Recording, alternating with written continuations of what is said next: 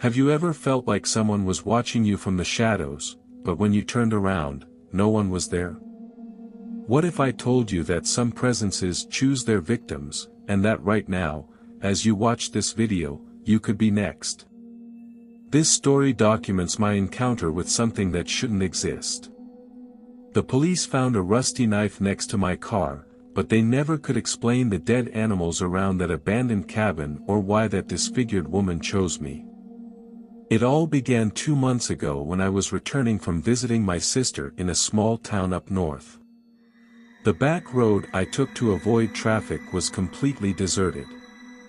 The full moon dimly lit the asphalt as my old Ford moved through pines and fog.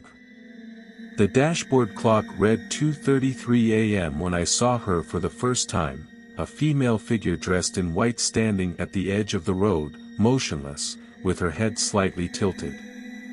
My mind tried to cling to logic as I watched that white silhouette on the roadside.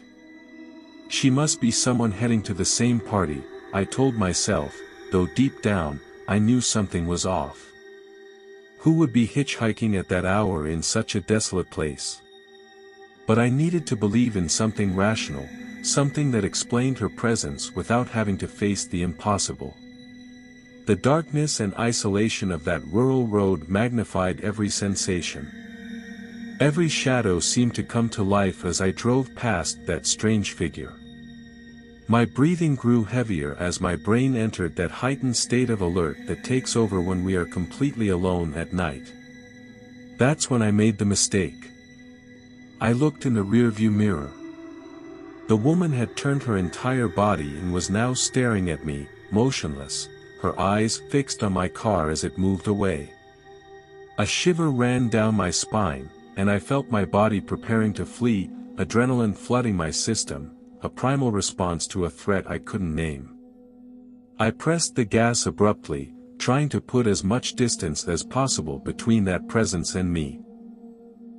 My brain kept struggling to find logical explanations, but every attempt at rationalizing collapsed against the image of those eyes following me in the dark. When I finally arrived at Darren's house, the lights and noise of the party felt like a warm embrace pulling me back to reality. The music was blasting, laughter filled every room, and the festive atmosphere brutally contrasted with the oppressive solitude of the road. "You made it. We thought you'd forgotten." Darren greeted me with a drink in hand and a smile that made me question whether everything before had been a product of my imagination. I immersed myself in the celebration, letting the warmth of people and alcohol wash away that lingering fear. We toasted to the new year, shared stories, danced. With every passing minute, the memory of the woman in white grew fainter, almost like a bad dream fading upon waking. The party lasted until the early hours. True to my habit, I stayed until the end to help Darren clean up. Guests left in groups, exchanging hugs and promises to meet again soon. We picked up empty bottles, wiped spills, and rearranged furniture while reminiscing about the night's best moments. "Are you sure you want to leave now? You can stay over," Darren offered, tying up a trash bag. The thought of driving back down that lonely road made my stomach clench. "I'll be fine," I assured him with a forced smile, swallowing the knot of fear tightening in my throat. Something deep inside me screamed not to go out that night, but I ignored it, just like we often ignore those instinctive warnings of danger. The road stretched ahead like a black scar cutting through the forest. I had barely driven 5 miles when I heard it, a metallic screech, like steel nails dragging across the asphalt. The steering wheel trembled under my hands, and the car lost speed until it rolled to a stop, right at the spot where the trees looked the thickest and most menacing. I cursed under my breath, trying to restart the engine. It coughed, whined, and finally gave up. The silence that followed was so absolute I could hear my own heartbeat. I checked my phone, no signal. Of course. Taking a deep breath, I stepped out, my phone's flashlight the only defense against the surrounding blackness. The cold air bit my face as my feet touched the damp pavement. I walked slowly around the car, searching for the problem. What I found made my blood run cold. All 4 tires had been destroyed. Not punctured by accident but completely shredded, as if something, or someone, had attacked them with vicious intent. The marks didn't resemble any tool I knew, they looked more like enormous claws had torn through the rubber in pure rage. Then I noticed something even more disturbing: the forest had gone silent. No crickets, no owls, not even the rustling of leaves in the wind. An unnatural silence, swallowing every sound, as if the night itself was holding its breath. "I see you," whispered a female voice from the darkness. Soft, almost sweet, horribly at odds with the terror it sent through me. "Can you see me?" My body froze as adrenaline flooded my veins. I spun in circles, frantically pointing my flashlight at the trees around me. The darkness seemed to mock my attempts to pierce it. "Who's there?" I shouted, my voice unsteady. The echo of my words vanished into nothingness. I felt eyes on me, watching from every corner of the woods. A crackling branch made me whirl toward the right side of the road. And there, at the forest's edge, my phone's light caught her. The woman in white was no longer a distant figure or a blurred silhouette. Her face was fully visible, and what I saw stole my breath. Her skin had a grayish hue no living being could possess. The white dress, once elegant, now hung in tattered, filthy shreds over her skeletal frame. But it was her face that paralyzed me, a grotesque mask where beauty and horror intertwined. Her eyes, too large, too bright, watched me with a mix of hunger and curiosity, like a predator sizing up its prey. My trembling legs barely held me as I crossed Darren's doorstep. His parents, startled by my sudden arrival, rushed to me. Mrs. Collins wrapped me in a blanket as I tried to explain, between sobs, what I had just witnessed. My words came out broken, incoherent. "She's out there," she followed me, her eyes. "She's not human, breathe," Darren's father said, his voice steady as he grabbed the phone. "I'll call the police and a tow truck for your car." Darren made me tea, but my hands shook too much to drink it, spilling drops on the kitchen table. His family exchanged worried glances as I kept glancing anxiously out the windows. "You're staying here tonight," Mrs. Collins said firmly. No discussion. The police arrived an hour later. They took my statement with professional skepticism, attributing my state to exhaustion, maybe a hallucination brought on by fatigue.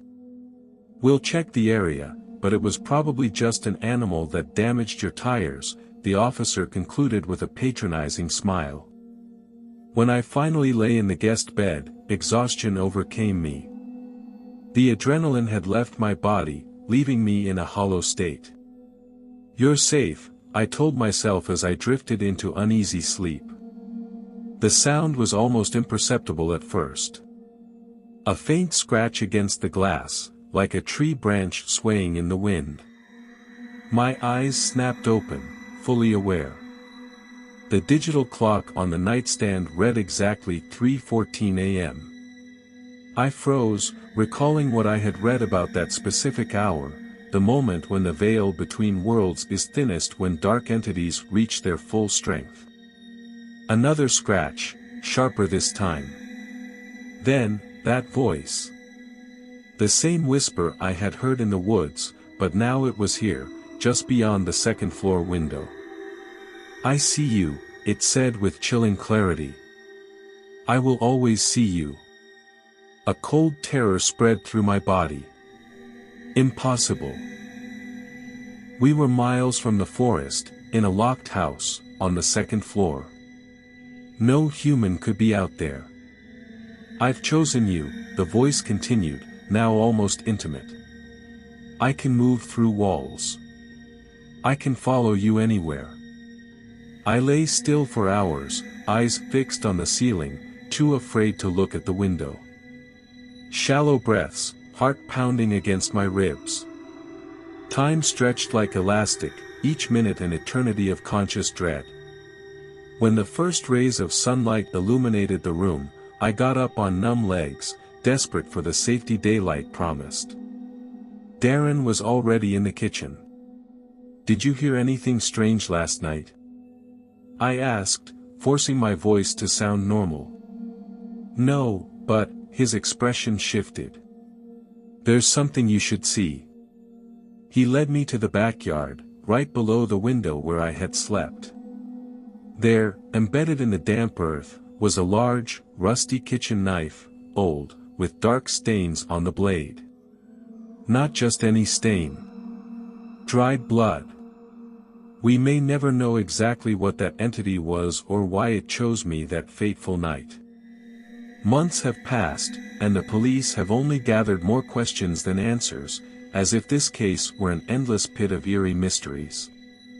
The only certainty is that she still lingers on those lonely roads. When night blankets the countryside, her silhouette waits patiently for new victims. And as you listen to my story, maybe, just maybe, her large, gleaming eyes have already set upon you. If you ever find yourself driving at night on deserted routes and spot a pale figure by the roadside, remember this: stay alert, avoid distractions, do not stop under any circumstances, and never, ever take the same road back. Your life may depend on it.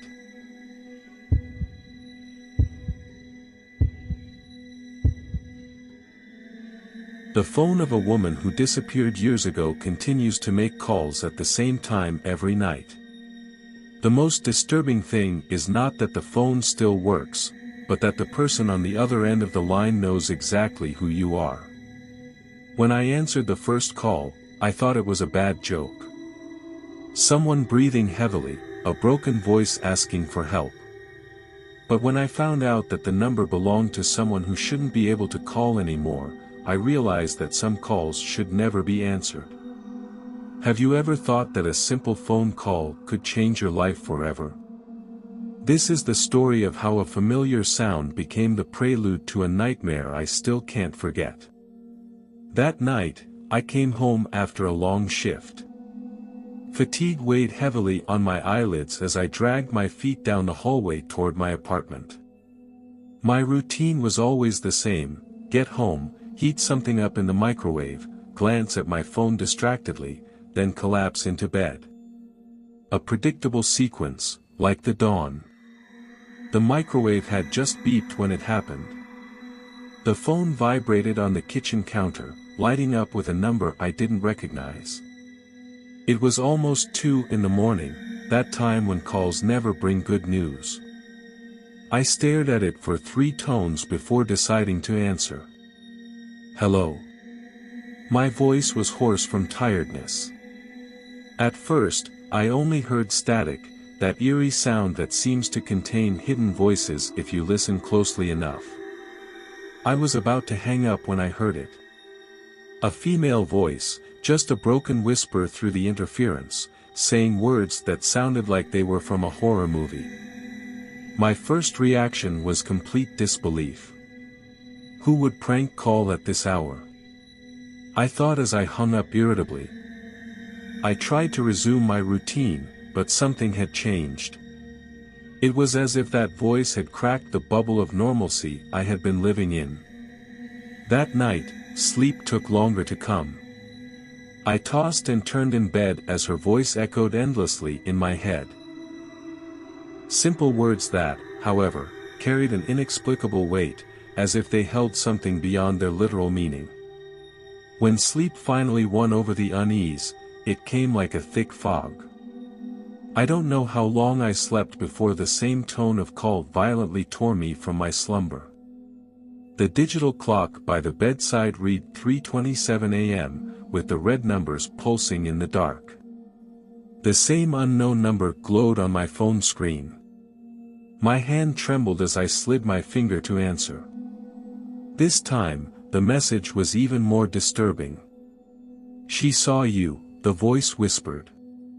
Just 2 words, followed by a silence that seemed to last an eternity. And then, that sound, heavy breathing, slow, deliberate. As if someone were watching me through the phone, studying every detail of my reaction. What I heard was only the beginning of a nightmare that would follow a precise, inexplicable pattern. The calls didn't stop that night, they became a macabre routine.